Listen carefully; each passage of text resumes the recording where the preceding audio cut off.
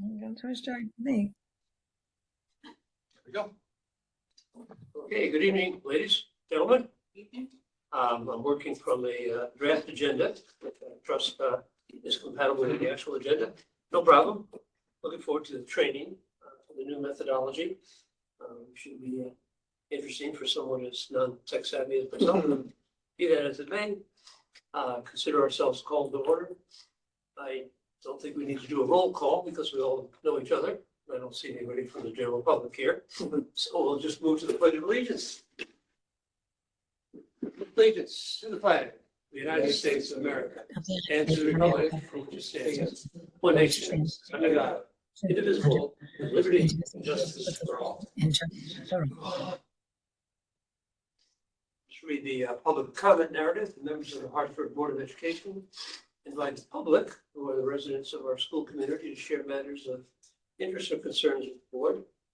Board President will recognize those who wish to speak, and individuals may be limited to 3 minutes. This portion of the agenda is meant as a one-way comment period and provides an opportunity to be heard prior to the board discussing and making policy decisions. Please note there are a number of items which are reserved for discussion in executive session, and these items are listed on the agenda for your reference. If you would like to discuss a topic which is restricted, please ask the board president for an audience with the members of the Board of Education during executive session. We move then to item number 3, the consent agenda. We have the minutes from the September 8th, 2025 regular meeting, the district's financial reports, and the district's CSE, CPSE recommendations. And the recommendation is that pending any questions, the members of the Board of Education approve the consent items as presented. Motion by Mr. Smith. Second by Mrs. Happy. Any questions? All in favor? Aye. Any opposed? Aye. Good, it's carried. Takes a while for that eye to come up and down. Okay, I understand that. I'm waiting to pause a little more. Move into our superintendent's report. Thank you, Mr. Johnson. Last week was Board of Education Recognition Week. So on behalf of the district and community of Hartford, I'd just like to thank the members of our Board of Education for their dedication and service to the district. This week is School Bus Safety Week. This is an opportunity to celebrate the work of school transportation professionals and promote school bus safety. So on behalf of the district, I'd just like to recognize Mrs. Green Smith and all of our drivers for their hard work and dedication to the district. As a small token of thanks, we will be cooking breakfast for our drivers Friday morning. Well, fall interscholastic athletics are starting to come to an end, and I'd just like to congratulate all of our fall student athletes, modified, JV, and varsity. Sectional play for soccer begins this week. The varsity soccer team is scheduled to play Middleburg Friday at 3. Volleyball has their senior game this Friday with sectionals to follow, and the golf team has wrapped up their season, and all 3 varsity teams have had nice seasons, and we're looking forward to watching soccer and volleyball compete in sectionals. On Saturday, October 4th, the annual Spud Run Road Race was held, and we had over 20 finishers. The weather was perfect for the event, and it appeared that all the participants enjoyed the race and the refreshments, especially the cakelets and the 5-alarm chili provided by Mr. Jessen. I am happy to report that over $900 was raised for the class of 2026. So it's a very successful fundraiser. One of the flyers that I passed out for you is for rural schools. As you know, I serve as a board of director on the New York State Rural Schools Association. And on Monday, November 24th, from 6 to 8 p.m. at the Ballard Road Conference Center, I'm working with rural schools to hold a forum on rural schools. And it's a public event intended to gather input from a wide variety of stakeholders regarding the unique needs of rural schools. And the feedback that is collected will help shape our advocacy efforts and inform the development of a comprehensive support platform for rural education. So I will be there in attendance if anybody is able to join me. We hosted a similar one probably about 8 years ago in Warrensburg, so it was really well attended. There was a lot of good discussions, so I'm hoping for a repeat this year. As Mr. Jessen noted at the beginning of the meeting, we are transitioning to a new Board of Education meeting platform called Diligent Community. Mrs. Howard and I have been training on this system. We did a lot of the back end work for this meeting on this system. The outage for AWS certainly provided another struggle with that today, making sure everything was ready for it, but we think we're ready. All the back end work is set. We know how to build the agenda, attach the documents. After this meeting, within the coming days, you'll receive an email from Diligent Community that will ask you to log on and establish your password, which will gain you access to the members only side of the board docs. And then we'll schedule a time either collectively as a group or individually with anybody to review this process and show you how you can take advantage of board docs. It should be much easier for you to access information versus our old site, and it has a much broader public site for anybody in the community who's interested in looking at the meetings or the agenda. So it's good for board members and good for the public. And there will be a link to that website. Yep, there's a link already on the website that you click and it brings you to that public site, and then it has all the information there. Yeah, but we have to play with our existing, we're transitioning to a new website too. So we just have to play with that a little bit to make it a little more user friendly. Right now it takes a couple of clicks. We'd like to reduce that.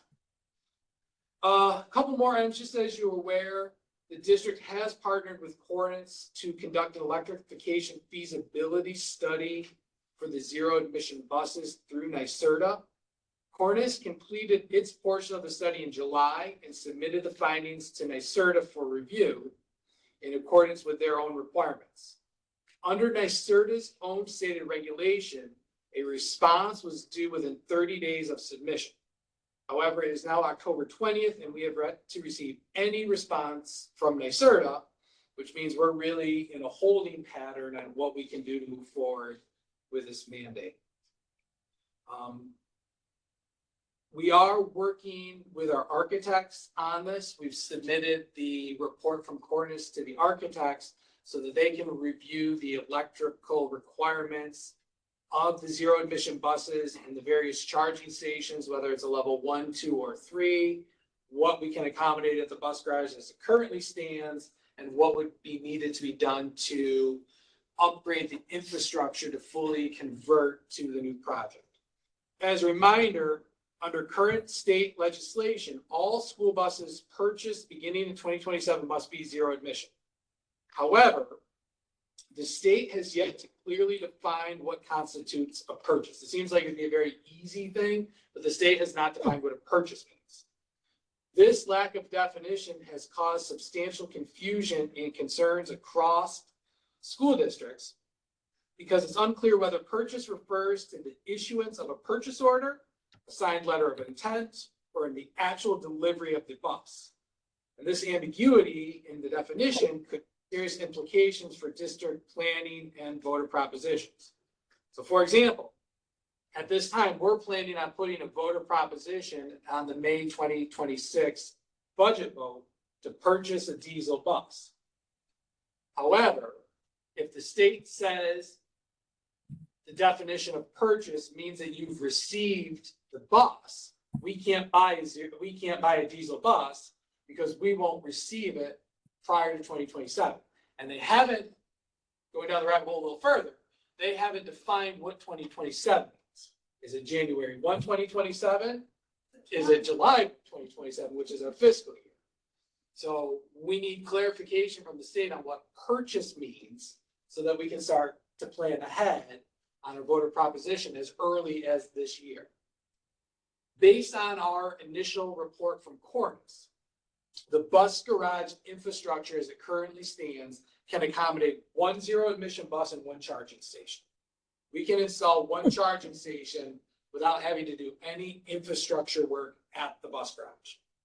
Anything more than one charging station is going to require substantial infrastructure work at the bus garage, which will have to be done as part of a capital project because any capital project work has to be voter approved.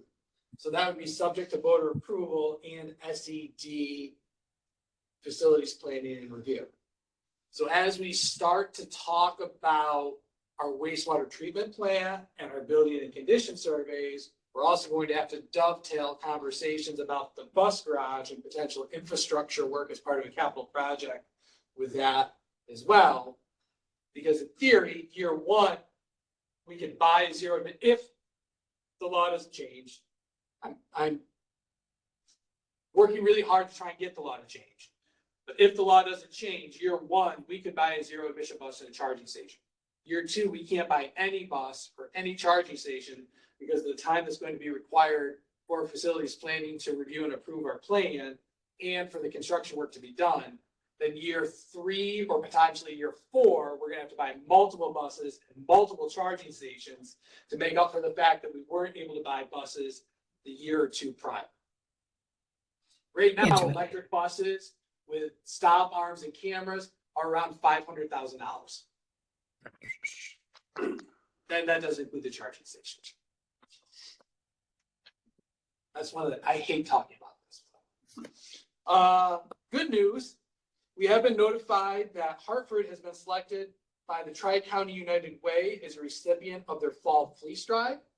The United Way has set aside a donation of sweaters and fleece items for our students and families. And I will be picking up these items later this month and then working with our guidance office to best distribute these to needy students and families in the following months. And then just two quick items. Next month, our architects will be on site to discuss the results of our building and condition survey and review that with the Board of Education.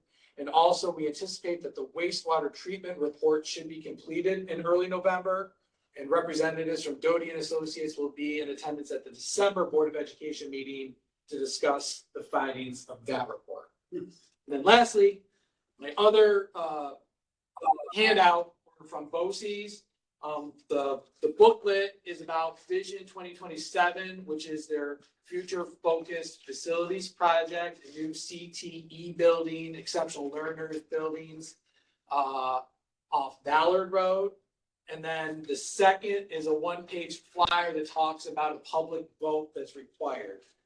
BOCES is required to conduct a public vote to sell their existing facilities. As part of the capital project, they would sell the Myers Road Center and the SAAC Center in Hudson Falls, but the sale of those is contingent upon voter approval. And so they will have voting sites, one or two sites in each county within the BOCES that would be up for a public vote. And it needs 51% vote to approve. So this is just information for you on that. If you have any questions, please let me know.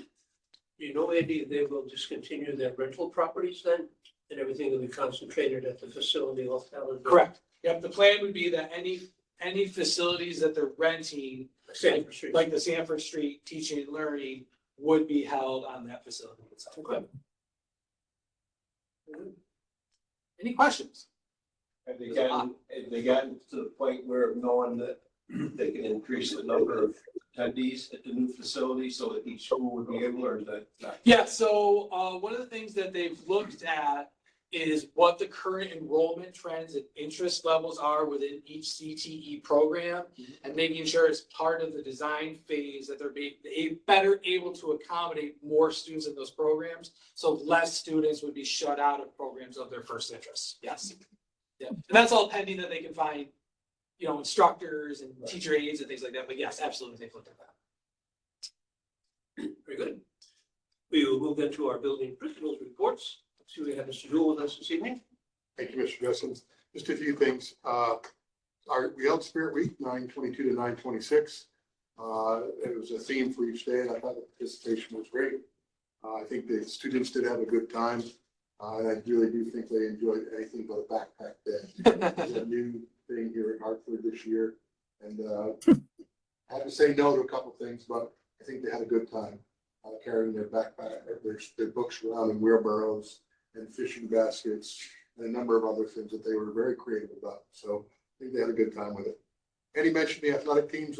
They all are pretty competing at a pretty high level this fall. We mentioned senior recognition, which we've taken care of. The sectionals are upcoming for soccer and volleyball. Cross country has sectionals upcoming as well. want to congratulate Joey Happy, who was a sectional qualifier, and golf has completed their season. And winter sports registration is now open, and winter sports start on November 17th. I'm going to be beginning observations soon. We're going to be doing then using Frontline, which is streamlining the process with some technology. And I want to share some cell phone data with you. Overall, I think things seem to be going pretty well. Kids are actually talking to one another during lunch and being on their phones. We've had 43 instances of cell phone policy violations. That's kids having their cell phones out, seen by an adult, and we have a spreadsheet that they add their names to the spreadsheet, and then I follow up with them. We've had 7 second offenses and 4 third offenses. So it's a learning curve. We're getting there, and we haven't had one in a couple of days. So hopefully we'll keep going in that direction. It's been a wonderful start for me. I mentioned to Janine earlier that I'm happy to be getting to know our students and our families. So thank you. Very good. I do have something from Mrs. Dupuy. Okay. So Mrs. Dupuy asked me to just pass out some information and provide her report. She would just like to congratulate Evelyn Stoddard, Lily Sweezy, and Sloan Trueheart as they were selected to participate in the vocal all-county elementary chorus held in Granville, and that will be coming up in November.